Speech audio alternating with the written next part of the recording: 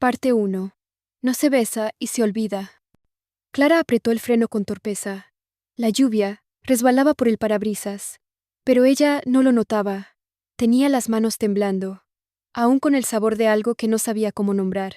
Dentro del coche, el silencio era espeso, apenas roto por su respiración entrecortada. No debía haber pasado. No allí, no con él. Afuera, una figura se alejaba bajo un paraguas negro. Él no miró atrás. Clara se llevó los dedos a los labios, como si pudiera borrar lo que acababa de hacer, como si el tacto, ahora invisible, pudiera desaparecer si lo frotaba con suficiente fuerza. El teléfono vibró. 1, 2, 3 veces. No respondió. Finalmente contestó a la cuarta. Señora Clara Requena. La voz era seca, formal. Le recordamos que tiene hasta el lunes para entregar las llaves del piso en Madrid. Colgó sin responder. No le quedaba nada allí, ni casa ni certezas. Encendió el motor sin pensar y se dejó llevar por el asfalto mojado, por calles que ya no reconocía. Horas más tarde, llegó al sur, al pueblo donde había pasado veranos de niña. La casa de su tía, ahora vacía y con olor a madera cerrada, se convirtió en refugio improvisado. Al entrar, se descalzó sin encender luces. Se sentó en el suelo de la cocina, la espalda contra la nevera, las piernas estiradas como si el cansancio la hubiera tirado desde dentro. La lluvia seguía afuera, insistente, como si intentara alcanzar lo que quedaba de ella. Cerró los ojos y, por primera vez en meses, no lloró. Parte 2. El taller que no existe. A la mañana siguiente, el sonido de las gaviotas fue lo primero que escuchó Clara al abrir los ojos. Le dolía la espalda de haber dormido en el sofá viejo de su tía, pero había algo reconfortante en el silencio del pueblo, en la luz que entraba tímida por las rendijas de la persiana. Al intentar abrir un cajón del aparador del comedor, la bisagra cedió con un chasquido seco. Suspiró. Pequeños fallos, pensó, como los que se van acumulando hasta que todo se cae. Buscó herramientas, pero no encontró nada útil. Salió a caminar por el centro. La brisa traía olor a pan tostado y a sal. Pasó junto a una tienda cerrada, otra en venta, otra con las persianas bajas. El pueblo estaba detenido en otro tiempo. Justo al doblar una esquina, notó una puerta entreabierta. Sobre ella, un cartel escrito a mano.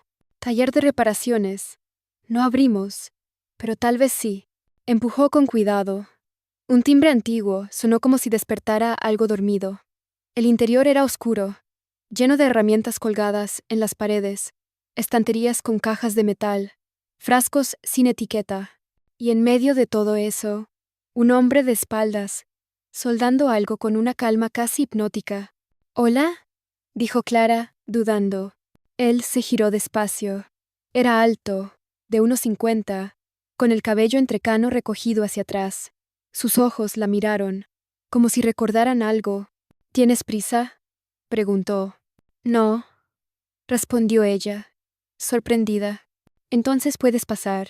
Y ella lo hizo, sin saber por qué, ni qué buscaba exactamente. Parte 3. Donde nadie pregunta. El interior del taller olía a serrín, a hierro viejo y café recalentado. Clara avanzó despacio, dejando que sus ojos se acostumbraran a la penumbra. El hombre que no se había presentado dejó a un lado una pieza de metal y le hizo un gesto para que se acercara. ¿Qué traes entre manos?, preguntó, señalando una banqueta que parecía recién reparada. Un aparador, de los antiguos, de mi tía. Se le soltó una bisagra. Claro, asintió él, como si ya lo supiera. Tengo algo que te puede servir. Se agachó y empezó a buscar entre cajas polvorientas, sin prisa, como quien escarba en la memoria. Clara lo observó en silencio. Había algo en él, en su manera de moverse, que le recordaba a los veranos de antes, a los días largos, sin preguntas. ¿Siempre trabajas aquí solo?, se atrevió a preguntar. Sí, aquí nadie viene a hacer preguntas, solo a arreglar. La frase quedó suspendida en el aire. Por un segundo, Clara sintió que no hablaban del taller. Él le tendió una bisagra antigua, de latón, impecable. Sus dedos se rozaron.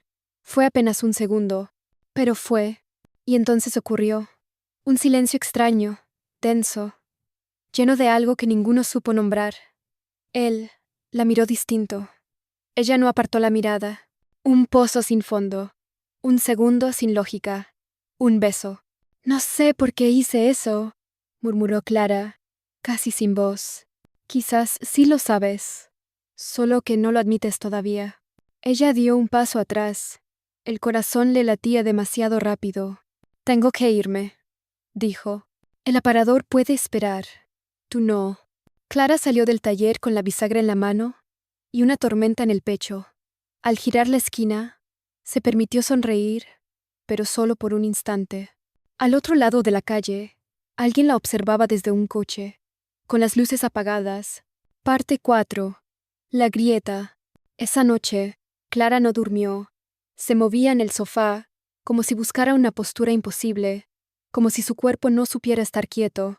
La bisagra que había dejado sobre la mesa parecía observarla, una pieza perfecta, antigua, fuera de lugar, como ella. A la mañana siguiente, intentó volver a la normalidad. Preparó café, encendió la radio, abrió las ventanas. El aire era fresco, pero no alcanzaba a despejarle el pensamiento. Intentó instalar la bisagra por sí sola. El destornillador se resbaló. Frustrada, bajó los brazos. El aparador seguía igual de roto. O peor, caminó hacia el taller, casi sin darse cuenta. El letrero seguía allí. La puerta estaba entornada. Cuando entró, él ya estaba trabajando, como si la esperara. ¿Te has peleado con el mueble?, dijo sin girarse. Ella sonrió, forzada. Me rindo. Él dejó las herramientas, se limpió las manos y la miró por primera vez ese día. Clara se dio cuenta de que había algo distinto en su mirada, como si también hubiera pasado la noche sin dormir. ¿Quieres que lo veamos juntos? Salieron en su furgoneta rumbo a la casa. Durante el trayecto, hablaron poco. Algunas frases sueltas, comentarios sobre el pueblo, la lluvia, el café. Pero en el silencio entre palabra y palabra algo crecía. Al llegar, él se detuvo frente al mueble. Lo observó con cuidado, como si estuviera viendo mucho más que una bisagra rota. Esto tiene arreglo, dijo. Clara lo miró. ¿Y tú? Él no respondió. En su lugar, se inclinó sobre el mueble y comenzó a trabajar. Clara se sentó en una silla, sin decir nada, escuchando el sonido metálico de los tornillos al encajar. Cuando por fin terminó, él levantó la vista. Ella también. Y entonces, sin pensarlo, un segundo beso, más torpe, más real. Pero esta vez, al separarse, no hubo palabras, solo una tensión incómoda. Él se fue enseguida, sin promesas. Minutos después, el teléfono de Clara vibró. Un mensaje. Solo 3 palabras. ¿Quién es él? Parte 5. Algo que se rompe. Clara se quedó mirando la pantalla. El mensaje venía de un número que no tenía guardado, pero no necesitaba hacerlo. Sabía perfectamente de quién era. Aitor, el hombre con el que había compartido casi una década, el que se había ido sin muchas explicaciones, y ahora escribía 3 palabras que pesaban como una maleta llena de recuerdos no resueltos. Guardó el móvil en un cajón sin responder. Respiró hondo. No podía con todo a la vez. Aún sentía el eco del beso, el del taller, el del silencio. Pasaron 3 días sin que regresara al taller. No quería, o no se atrevía. El aparador ya estaba reparado, pero su cabeza parecía cada vez más desarmada. Empezó a salir a caminar por las tardes, por los senderos de olivos detrás del pueblo. Le hacía bien moverse, alejarse del centro, perder de vista las calles conocidas. Una de esas tardes, mientras bordeaba una tapia, se lo encontró. Estaba sentado en un banco de piedra, leyendo un cuaderno. No la vio al principio, pero cuando levantó la vista, cerró el cuaderno despacio y sonrió sin esfuerzo. ¿Te escondes de mí o de ti misma? Clara no supo qué responder. Ambos. Supongo, dijo finalmente. Se sentó a su lado. Hablaron de cosas simples, de lo que hacía él antes del taller, trabajos sueltos, mucha carretera, de cómo acabó en ese pueblo.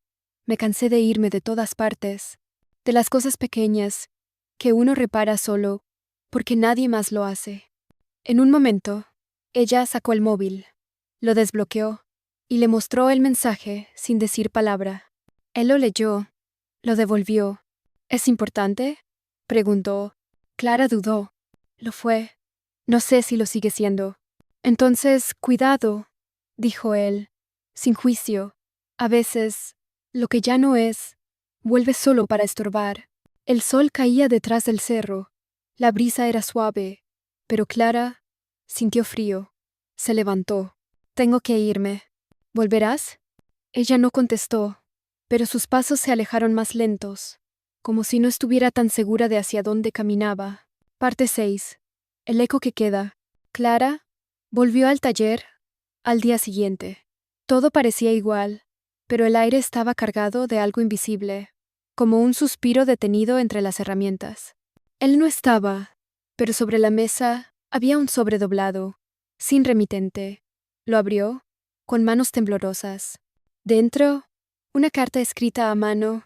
Clara, a veces los caminos que parecen perderse son los que más nos enseñan. No busques respuestas donde solo hay preguntas. Lo que arreglamos por fuera no siempre puede reparar lo que llevamos dentro. Gracias por dejarme ser parte de este momento, aunque solo haya sido un instante. David. Las palabras golpearon más fuerte que cualquier beso. Se sentó en el banco del taller, sintiendo que una puerta se cerraba y, al mismo tiempo, otra se abría. No sabía qué vendría después, ni si alguna vez volvería a ver a David.